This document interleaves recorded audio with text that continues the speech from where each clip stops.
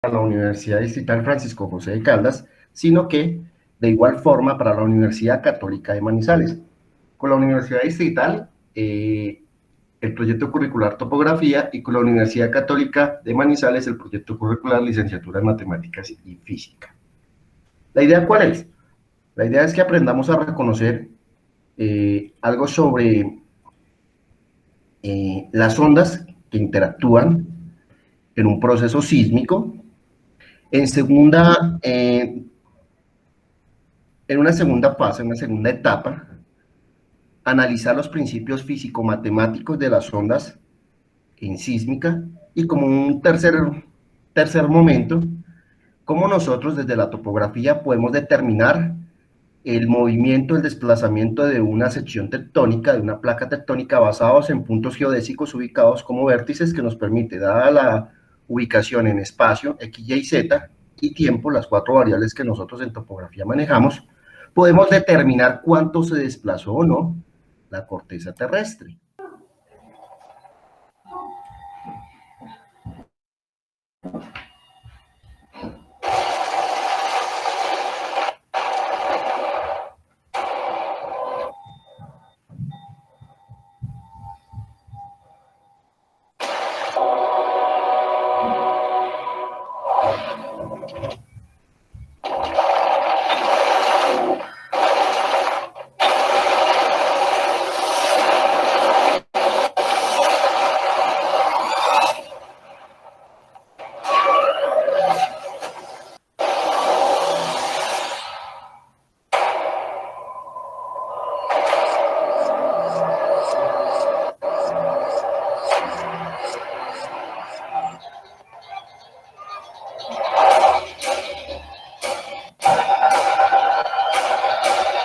Stop it. We can't.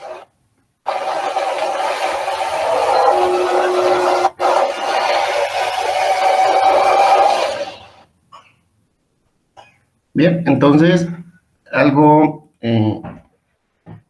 interesante la introducción, y vamos a ver entonces algunas cositas, vamos a compartir en esencia qué genera el sismo, qué genera el movimiento brusco de la superficie terrestre. Sabemos que es un proceso de liberación de energía acumulada, y esos procesos de liberación de energía, permítame, abro. Esta parte de la actividad sísmica fue propuesta inicialmente por un señor llamado Alfred Wegener, y habla sobre la teoría de la deriva continental, que el planeta como tal no está sobre una sola superficie unida y continua, sino que es la unión de varias placas que conforman los continentes. Esta fue la propuesta que en su época fue muy polémica, ¿de acuerdo? Pero que hoy en día es la que está vigente, y es esta teoría sobre el movimiento de los continentes sobre la superficie terrestre, ¿bien? Como en un manto flotante, lo que hoy conocemos como nuestro movimiento, nuestra posición sobre, ubicación y posición sobre placas tectónicas, ¿cierto? Y esas placas tectónicas, voy a venir acá a esta ayuda, esas placas tectónicas se ubican, venimos por acá, se ubican sobre la litosfera de la superficie. Entonces, esta zona que está acá, bien, es la astenosfera.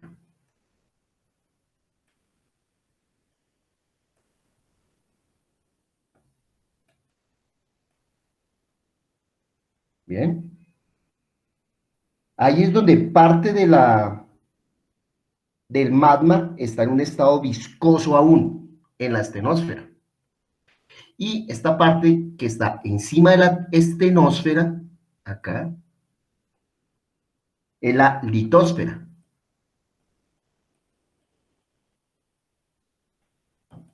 Bien. Y esa litosfera tiene una composición de diferentes tipos de suelos, con diferentes tipos de densidades y con diferentes niveles de saturación de agua, que ya más adelante vamos a recordar algunos principios que nosotros vimos en topografía de suelos, aquellos arenosos, calizos, humíferos, arcillosos, pedregosos o mixtos, ¿recuerdan? y algunas composiciones de rocas que encontramos ahí en la litosfera, en el suelo y en el subsuelo, ¿no?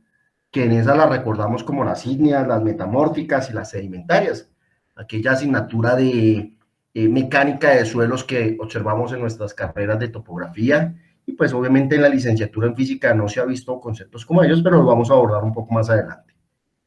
Bien, entonces, si continuamos acá, ese movimiento tectónico, ese movimiento de placas que se genera ya en la estenosfera, la liberación de energía que se genera ya en la litosfera, hace que haya un movimiento. Y ese movimiento, bueno, esos movimientos, ya más adelante vamos a ver que es un movimiento ascendente, descendente, una subducción. Vamos a ir parte por parte, ¿bien? Primero, para entender este tema de la sísmica, vamos a hablar de algo. Y es que la sísmica es un fenómeno ondulatorio y hay diferentes tipos de ondas, mecánicas, acústicas, electromagnéticas, entre otras. Las ondas mecánicas son las que necesitan un medio para propagarse como tal. El sonido necesita el ambiente, necesita el aire para generar una propagación. Bien. En el agua es un medio que es un medio donde se propagan las ondas. Y pues de ahí definimos también algunos principios, como la energía mareomotriz, ¿no? Por la acumulación de energía en las ondas, en las olas, y eso también es cuantificable, medible, observable. Entonces las ondas sísmicas están o se enmarcan en el contexto de las ondas mecánicas. Están en esa categoría, ¿bien? Y como se dijo hace un momento, la ayuda es dada a los choques geológicos o los choques de estas grandes estructuras tectónicas que liberan determinada energía. Las ondas como tal sísmicas se conocen como ondas de cuerpo, ondas primarias, unas ondas transversales o secundarias y unas ondas superficiales, las ondas Rayleigh y las ondas Love. Bien, pero eso tiene unas características fundamentales y precisas. Empecemos entonces con ver esos tipos de ondas. Las ondas P o las ondas primarias son ondas longitudinales, es decir, son ondas que van en una dirección, ¿bien? Y que van atravesando un medio sólido líquido. ¿Un medio sólido como cuál? Las rocas que están en el suelo. ¿Un medio líquido como cuál? Pues los cuerpos de agua, ya sean dinámicos o estáticos. ¿Bien? Esas ondas primarias atraviesan el suelo y ese suelo tiene, recuerden, una densidad y una capacidad de elasticidad. El suelo tiene esas propiedades. Es elástico y tiene una determinada densidad. Entonces esas ondas van viajando por el material debajo de la Tierra en una dirección, por eso le conocen como ondas longitudinales. Atraviesan ese medio y lo dilatan, lo expanden, y el suelo, la superficie, vuelve y se contrae, como un acordeón, para que lo veamos de una manera muy fácil, como un acordeón. Cuando se estira el acordeón, se dilata, y cuando obviamente se ejerce presión de los lados hacia el centro, pues se va a contraer. Lo mismo pasa con el material en el subsuelo, allá debajo, en la tierra. ¿Sí? Esas ondas primarias tienen un comportamiento definido. Recuerden, van en una dirección, se van dilatando el material debajo de la tierra y después se comprime o contrae ese material. ¿Listo? Y eso se ve más o menos así. Cuando las ondas primarias se desplazan, mueven el material hacia adelante y hacia atrás, haciendo que la roca se comprima y estire sucesivamente. Y se propagan por todo tipo de materiales, tanto sólidos como líquidos. Entonces, cuando hablamos de esos materiales sólidos que hay debajo, en la tierra, o conforman esa superficie del suelo y el subsuelo, recordemos que ahí hablamos de los suelos arenosos. Son esos suelos que no tienen agua, no hay presencia de H2O, ¿cierto? Como los desiertos. O aquellos suelos de tipo calizo, que tienen una cantidad de sales, de minerales, son muy rígidos, como esta piedra de las canteras, como el mármol, por ejemplo. Pero también hay unos suelos donde, por ejemplo, Bogotá tiene una gran presencia de construcción, polígonos catastrales, desarrollo urbanístico polidireccional con crecimiento vertical variable, me refiero edificios de X cantidad de plantas, al lado casas y al lado otro edificio, entonces un crecimiento vertical diverso, no homogéneo como una zona residencial, ¿qué les digo yo? Ciudad Verde, Suacha, que Ciudad Verde son solo apartamentos de X cantidad de pisos, pero son torres que tienen una constante vertical en su desarrollo. No, hay zonas en Bogotá y en muchas partes del mundo, obviamente, donde el crecimiento horizontal y vertical es diverso. Y Bogotá, hay zonas donde están asentados estos crecimientos urbanísticos, pero esos crecimientos urbanísticos, ese desarrollo urbanístico se da en superficies o en suelos con característica humífera. ¿Qué significa? Gran cantidad de material orgánico, material fértil, esa tierra negra, pero también hay presencia de altos contenidos de agua. Asimismo, hay suelos arcillosos, suelos que se suelen inundar, mucho mayor presencia de agua. Y esas son las construcciones que se hacen o se realizan, los proyectos que se desarrollan muy cerca a los humedales. Recordemos toda esta cantidad de proyectos que se han realizado cerca o en humedales, donde los rellenan los humedales, pues están construyendo sobre suelos de tipo humífero y arcilloso. Imagínense si se llegara a mover el suelo en un sismo, pues ese suelo arcilloso y humífero va a tener la capacidad de transmitir, amplificar las ondas sísmicas. Como son suelos inestables, la superficie se va a mover con mayor amplitud y fuerza sísmica, lo que va a hacer que las construcciones y todo el crecimiento, este desarrollo artificial, vías, casas, lo que sea, va a absorber esa energía y va a tener consecuencias muy, muy fuertes. Bien. Y recordemos que en esos suelos que se comprimen y se dilatan, ese medio que se perturba, hay rocas ígneas. Recordemos que esas rocas ígneas son estas rocas de origen magmático, Bien. Y de ellas hay una clasificación muy compleja, perdón, que son algunas como las dititas, arcillolitas, las plutonitas, las intrusivas, las fotonianas, ¿bien? Entonces, esas rocas magmáticas, ¿cómo aparecen en la superficie de la Tierra? Uno, ya sea de origen volcánico externo, como los volcanes, ¿bien? O sencillamente ellas salen a la superficie por un proceso, ¿bien? Que se llama proceso de filón. Ya lo explico acá. Ah, venga, que yo tengo esto por acá. ¿Cómo sucede esto? Resulta y pasa que aquí viene el magma de la astenosfera y este cachito que ustedes ven acá se llama filón.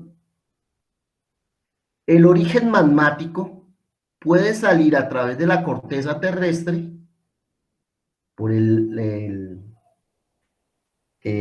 la litosfera, perdón, pasa la litosfera, puede pasar inclusive del nivel del agua, dependiendo de donde se genere el sismo, ¿no? Si es en una zona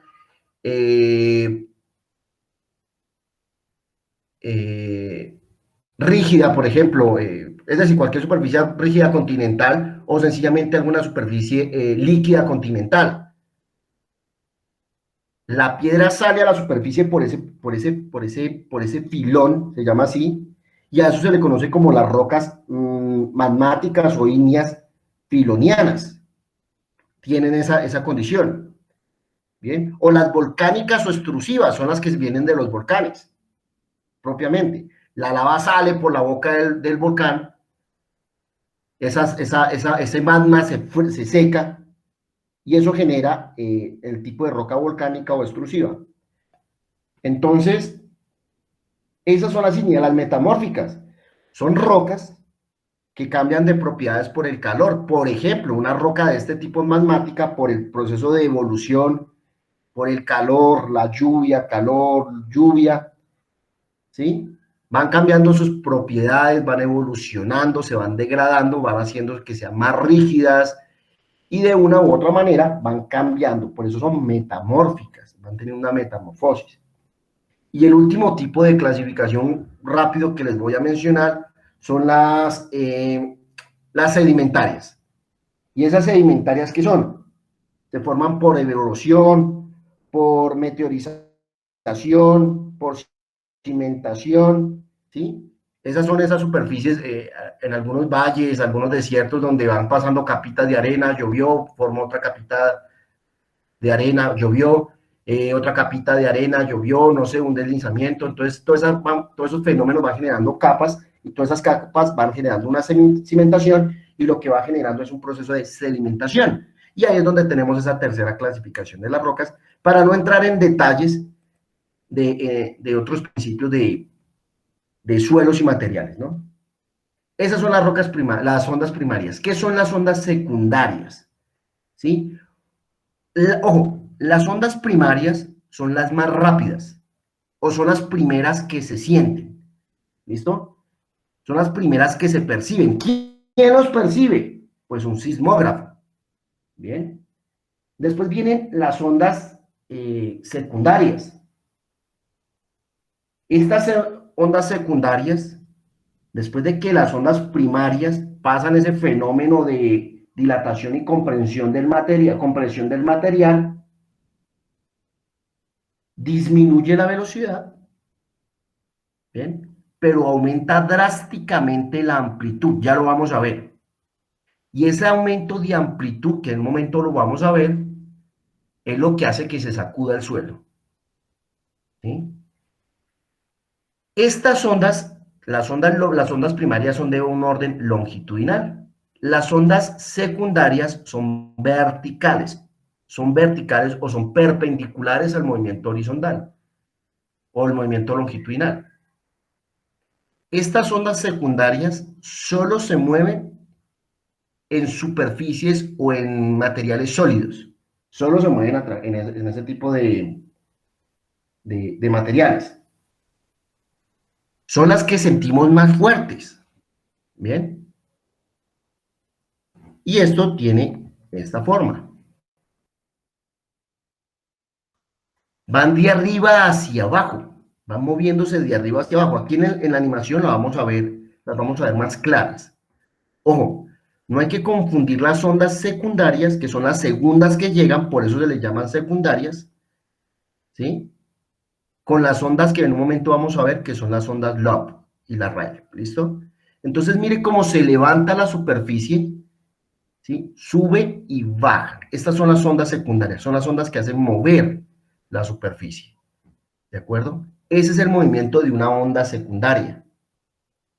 Son altamente destructivas, pero ojo, influye drásticamente en esto la profundidad en la cual se generó la onda, ¿listo? Luego de las ondas primarias, que son longitudinales, de estas ondas secundarias, que son las que llegan a una velocidad más o menos calculada de 4 a 7 kilómetros sobre segundo, llegan las secundarias. Las primarias llegan en un orden de los 7 a 12 kilómetros sobre segundo aproximadamente. Son mucho más rápidas las primarias. Son más lentas las secundarias, pero disminuye la velocidad y aumenta la amplitud. Cuando aumenta la amplitud es donde percibimos ese movimiento, ¿listo? Ya vamos a verlo en otra animación, que les va a quedar mucho más claro todos los movimientos. Las anteriores eran las ondas de cuerpo, ondas primarias y secundarias. Estas ondas, las ondas superficiales, ¿sí?, o también se le conoce como las ondas transversales, son las que viajan a través del medio más cercano a la superficie o al suelo, para que ustedes lo vean de una manera, o al subsuelo, al suelo que nosotros pisamos. El movimiento de las ondas Loeb es como una S, como una culebra, como una serpiente. ¿Bien? Estas ondas son mucho más lentas, obviamente, que las ondas secundarias, pero tienen la mayor cantidad de energía o son las que más dispersan energía sobre la superficie. Son las que más, al igual que las ondas Rayleigh, son las que más despliegan energía, las que destruyen. Bien, no digo que las ondas secundarias no generen movimientos y pueden llegar a generar pueden liberar determinada energía destructiva, no, sí lo hacen, solo que estas ondas superficiales son las que llegan a nuestro entorno, nuestros asentamientos humanos y destruyen todo. Bien, y esto se ve más o menos así. Estas son las ondas Loeb. Recuerden, se mueven como serpiente. La velocidad, más o menos 2 kilómetros, 3 kilómetros sobre segundo. Nótense que es como una culebra y ellas van llevando la energía como tal. ¿Listo? Es un movimiento que no solo lleva, es la combinación entre horizontal y vertical. Bien, aquí lo vemos. Y son las que pues sentimos con mayor fuerza nosotros. Son las que se desplazan sobre la superficie. ¿Bien? Después de estas, o paralelas a estas, vienen las ondas Rayleigh, o las ondas R también le llaman. ¿Bien? Viajan mucho más despacio, viajan muy cerca a la misma velocidad que las ondas Loeb. ¿Bien? Son una combinación pura entre las primeras y la segunda, el segundo tipo de ondas, de las primeras y las secundarias. La dirección de la propagación ya no es como una serpiente, es un orden elipsoidal, es un circulito que se va formando en el subsuelo, y esa forma de desplazamiento de la energía elipsoidal o circular es extremadamente destructivo.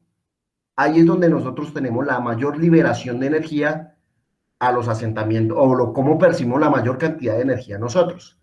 ¿Quién nosotros? Los humanos. ¿Sí? Y esas son las ondas Rayleigh. Entonces, ya vimos los 4 tipos de ondas que se liberan en un sismo. Las ondas primarias, que son longitudinales, las ondas secundarias, que son transversales o son verticales, dejémoslo ahí. Las ondas Loeb, que son un movimiento en serpientes, son ondas que se mueven como una culebra. Y las ondas Rayleigh, que son las más destructivas de todas. Ya conocimos, ya aprendimos a conocer este tipo de ondas. Ahora, ya sabemos cómo llegan las ondas, pero ¿cómo se forman las ondas? Denme un segundo, creo que esta presentación, esta quedó antes. Ya, sí. Entonces,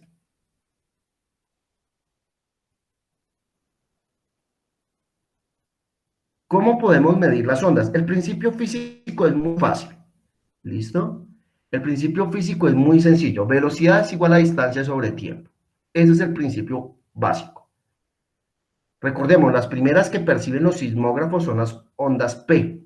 De hecho, se puede percibir el sonido de estas ondas. ¿Quién las percibe? Pues hay unas frecuencias sonoras, una longitud sonora de la onda, que de pronto nuestro oído no la percibe, pero algunos animales o muchos animales sí las perciben.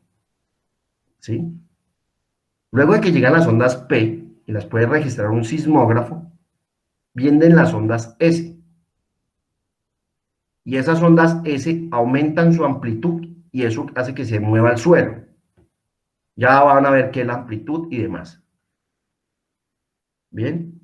¿Y qué sucede con esto de las de la medición. ¿Cómo se hace para medir?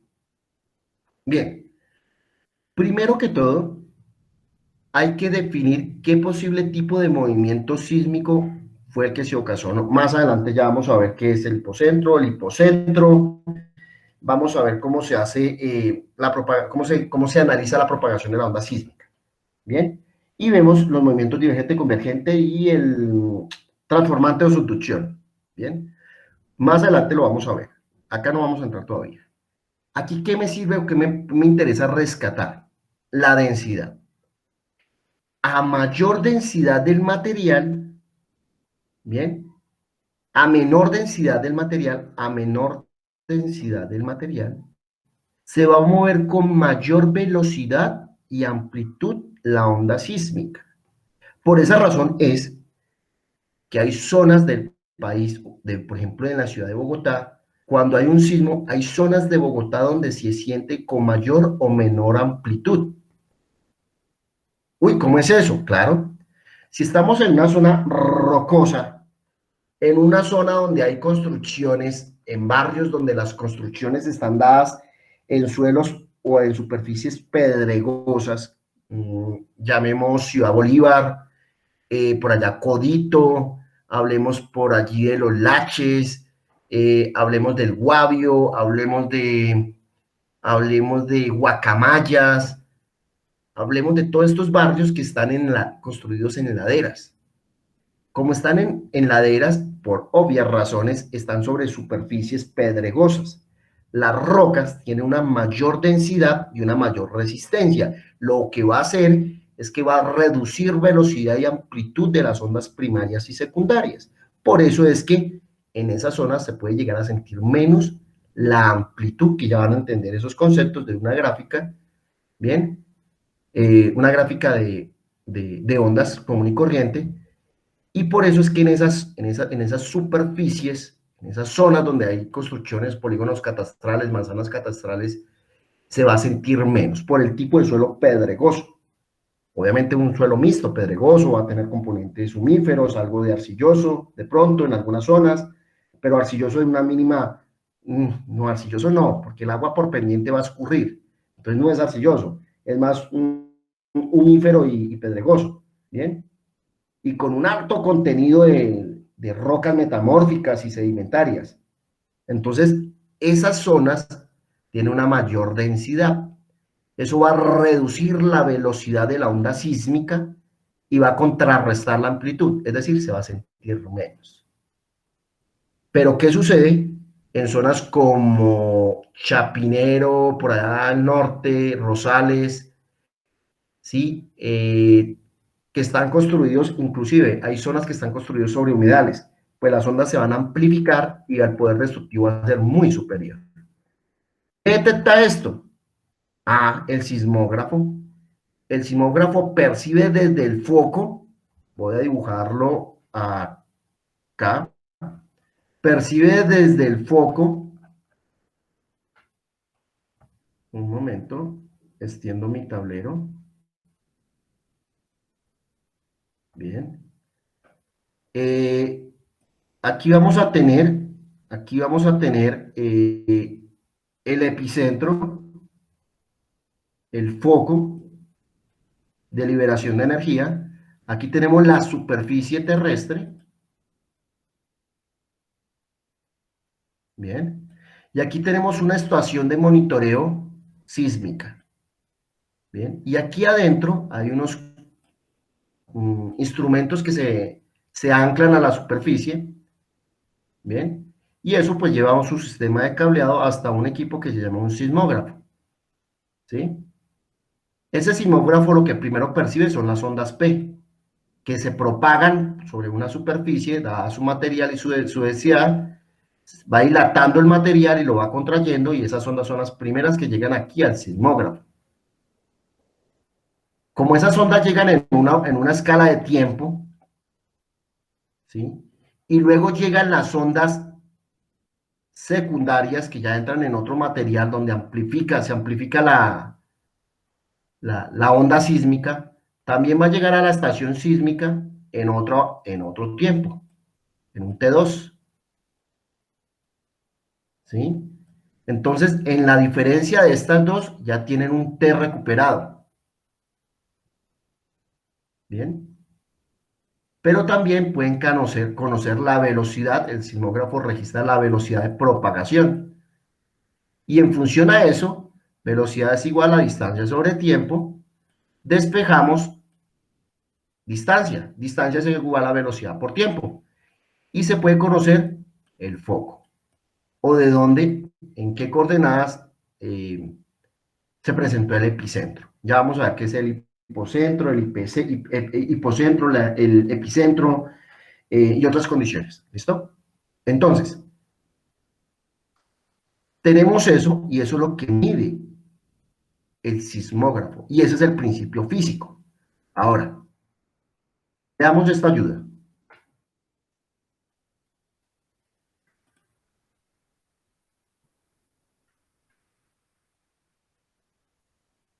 Acá está el sismograma, que es como, ese es el sismograma es un papelito, pues, es el resultado que arroja el sismógrafo. Bien, como una estación pluviométrica que arroja un papelito como un histograma. Entonces, ¿qué me está mostrando el sismograma? Que cuando la onda viaja en una superficie con mayor densidad, que es esta, la café oscura, la marrón oscura, nótese cómo la onda se registra a una baja fuerza y se desplaza muy lenta. Pero a medida que va llegando a superficies o a suelos sumíferos o arcillosos, se amplifica de forma, la velocidad es superior, es muy superior. Y obviamente la onda es mucho más destructiva. Roca sólida, Laches, Guavio, Ciudad Bolívar y demás. Estas superficies, Fontibón, por ejemplo, donde yo vivo. Bien. Cuando la velocidad pasa de P a C, a S, perdón, de la primaria a la secundaria, cuando hablo de amplitud, hablo de esto. Hablo de esta gráfica donde dice sismograma 2, el rojo es la onda primaria y la onda secundaria es el azul. Cuando hablo de amplitud, que he venido hablando, es que si aumenta como se siente como más fuerte la onda. Ahí están llegando las Rayleigh. Las Rayleigh son extremadamente destructivas, ¿de acuerdo?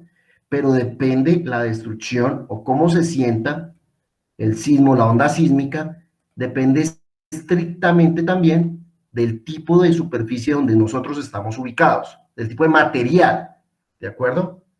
Entonces, aquí hay una relación en la sísmica y que nosotros en topografía y en física debemos analizar desde los dos contextos. Uno, el topográfico para hacer el análisis de ubicación espacial de placas geodésicas para poder determinar la diferencia de movimiento tectónico de placas o de corteza terrestre, que lo podemos calcular, ¿bien? Y desde la parte sísmica, desde la parte física, podemos conocer la velocidad de desplazamiento de una onda sísmica y la dirección de propagación. Bueno, aunque la dirección de propagación es polidireccional, eso es 360 grados, pero sí se puede llegar a determinar el hipocentro y el epicentro, ¿listo? Ahora, las ondas internas, bien, que son las P y las S, tienen una relación con las ondas Rayleigh, que son las destructivas, y las Love, las que son superficiales. Es mayor la velocidad de la P, claro, de las ondas primarias, y es mayor que la velocidad de las ondas secundarias. Y las ondas primarias y secundarias, pues obviamente son más rápidas que las ondas Love y las ondas Rayleigh. Entonces aquí están viendo la relación de velocidad. En primer lugar las primarias y en último lugar las Rayleigh. Son las más lentas, pero extremadamente destructivas. Y ojo, cuando hay réplicas, estas ondas Rayleigh, estas ondas, las Rayleigh, son extremadamente mortíferas, porque las estructuras ya están colapsadas y ya no tienen la misma capacidad de resistencia de materiales, además de estabilidad, ¿no? Entonces un microsismo que, recuerdo que es en Haití, se registraron cerca de 45 microsismos, o sismos secundarios al sismo mayor, que fue 7.5 en Haití. Recordemos que el sismo más grande registrado en el mundo fue en Chile, en 1960, con una intensidad en Richter de 9.6, el más destructivo hasta el momento en la historia de la raza humana, o el sismo con mayor registro hasta ahora registrado. Pudieron haber antes muchos más, claro. Ya al final vamos a ver una tabla de comparación sobre detonaciones en TNT, en toneladas, casi que creo que es atómico con relación a los sismos. Es la última diapositiva, ya lo vamos a ver. Entonces, esa es la velocidad. Ahora vemos de la amplitud. Ojo, amplitud. Ya van a ver ese concepto de amplitud desde la física. Es inverso. Tienen mayor amplitud las ondas Rayleigh y menor amplitud las ondas primarias. Las ondas primarias, como tienen menos amplitud, se mueven muy rápido. Las ondas Rayleigh, como tienen más amplitud, llevan mucho más energía, son más lentas. Es una relación inversa. ¿Listo? Es una relación inversa. Pero la pregunta del millón es, ¿cómo se ve eso en el suelo? ¿Cómo se ve eso en el subsuelo? ¿Cómo se ve eso en la litosfera? ¿Y cómo interpretamos la información de velocidad y amplitud en la litosfera y en función o relación con la superficie donde nosotros estamos en contacto? En el suelo. Bien. Eso se da por principios que se llaman el hipocentro, el epicentro o el foco. ¿De acuerdo? Entonces,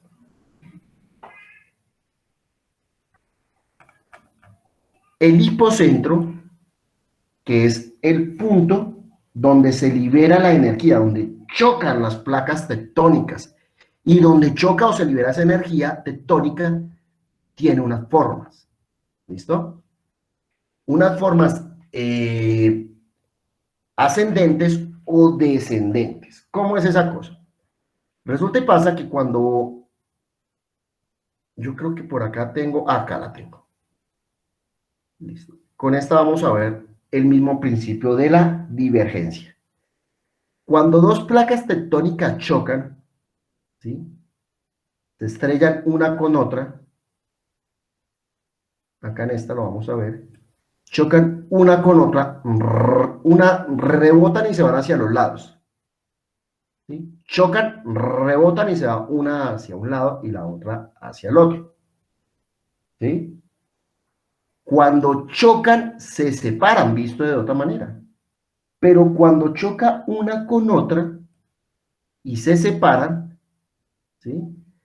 No solo generan esta puntica que recuerden que se llama filón, sino que cuando se separan dejan abierta una ventana para que salga componente magmático, ¿bien? Para que se originen todas estas piedras filonianas que les había mencionado, sino que cuando se separan van liberando energía. Van liberando energía, ¿sí? Lo suficiente para generar el movimiento o el desplazamiento de las placas tectónicas o de la corteza terrestre. Y ese movimiento de la corteza terrestre, pues obviamente lleva consigo unas ondas primarias, por ser movimiento, unas ondas secundarias y obviamente las superficiales. Entonces, este es el primer modelo de desplazamiento de la corteza terrestre que se conoce como el movimiento divergente o constructivo también. Separación de una placa de otra. El transformante. Y ahí es donde se libera una cantidad de energía. Este movimiento es como el movimiento de la falla de San Andrés, por ejemplo. ¿Listo? El movimiento de la falla de San Andrés y otras fallas tienen el movimiento o la consideración del movimiento tectónico de corteza terrestre es transformante. ¿Listo? Y esa es la forma como liberar energía.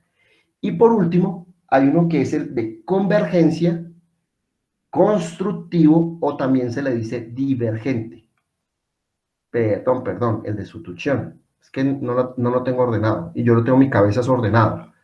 Este es el divergente o constructivo, separación de placas. Este es el transformante, el roce lateral de una con otra. Y este, acá está, una subducción. A este sí, es el que se le llama convergencia. Convergencia. Este es el convergente, este es el transformante y este es el divergente. Divergente y este es el convergente. ¿En qué consiste el convergente?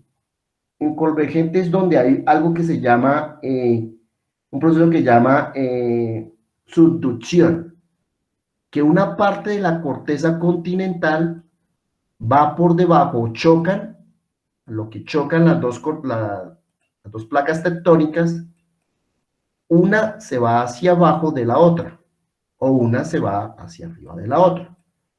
¿Sí? No chocan de frente y se quedan estáticas acá, pues. No. Una choca y pasa a subducirse o por debajo de la otra.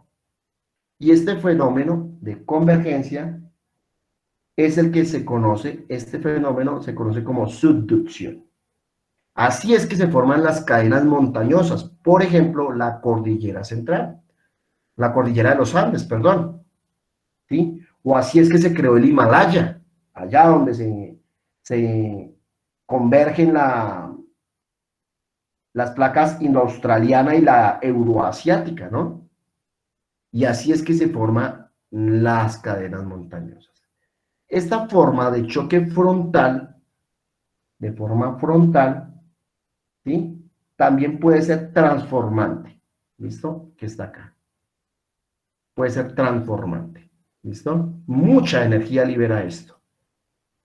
Bien, y de esa forma, como chocan las placas tectónicas o la corteza terrestre, ¿dónde estoy? Ay, María, hombre. Generan como tal un hipocentro y un epicentro. Entonces, ¿qué es el hipocentro? Es la zona donde chocaron, ya sea por un proceso divergente, de convergencia o transformante, o donde se libera la energía tectónica por la acumulación de energía de placas de la superficie de la corteza terrestre. Inmediatamente arriba, en la vertical, hacia el nadir, para que lo veamos en términos topográficos, inmediatamente en la parte superior, es decir, 90 grados arriba, pues, está lo que se llama el epicentro, ¿sí?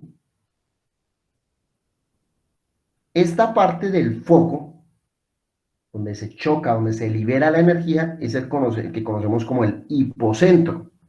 Entonces, acá vemos el hipocentro, es donde convergen, divergen, o es un proceso transformante de liberación de energía. Se libera toda esa energía y justo arriba, nace un fenómeno que llama el hipocentro. ¿Pero qué es el hipocentro? El hipocentro es la distancia que existe entre la estación sísmica, voy a llevarme esta imagen aquí, para Pine, acá, listo, que acá sí puedo rayar. Entonces, recuerden que aquí está la estación sísmica y acá está el sismógrafo. Y cuando se libera la energía a través de todo este medio, vienen unas ondas primarias, que son detectadas ¿por quién? Por el sismo, por el sismógrafo. Después vienen unas ondas secundarias, que van a mayor velocidad, o perdón, mejor dicho aún, así, las ondas primarias que atraviesan un determinado medio, y ya cuando cambie la densidad del material,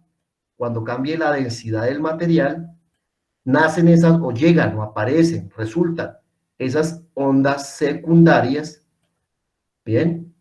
Y esas ondas secundarias pues son menos rápidas, pero tienen una mayor amplitud. Estas tienen una amplitud bajita, pero son muy rápidas, ¿sí?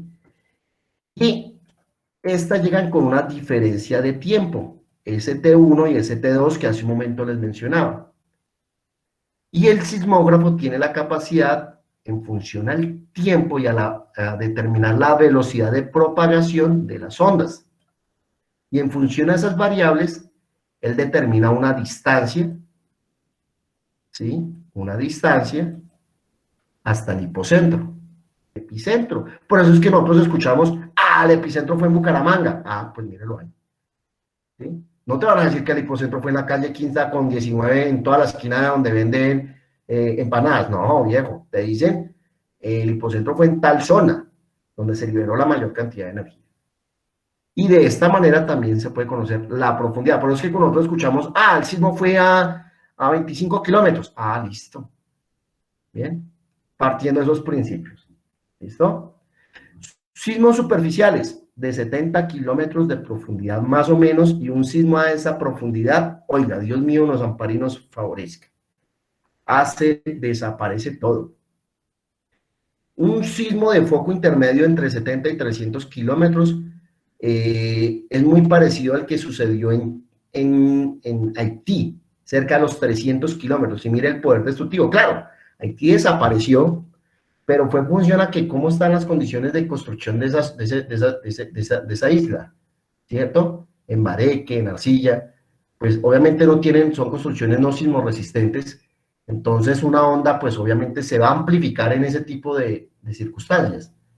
Diferente en Chile, que después del sismo, hace poco, recuerdo que fue en el 2014, 2015, algo así, que hubo un sismo en Chile, pero fue fuerte, pero pues el nivel destructivo en Chile fue muy bajo gracias a que son edificaciones sismorresistentes y en superficies que, si bien es cierto, no son todas pedregosas o caliza o una superficie de condiciones con alto contenido de rocas, pero también está dado en eso, ¿no? En el tipo de calidad de las construcciones. Entonces, veamos lo de la amplitud. La parte rojita es una superficie con mayor densidad, la parte gris, ¿sí? Y ahí se están desplazando las ondas P, se está moviendo la Tierra, pero es muy leve. Pero cambió de densidad, cambió de material, y ahí se amplificó, cambió la amplitud. Esa amplificación es amplitud. Pues la onda aumentó su poder destructivo porque va concentrando más energía, y eso es por el tipo de material. Ahí es donde se habla de la amplitud, ¿sí? Esa es la amplitud. Bien. Ahora,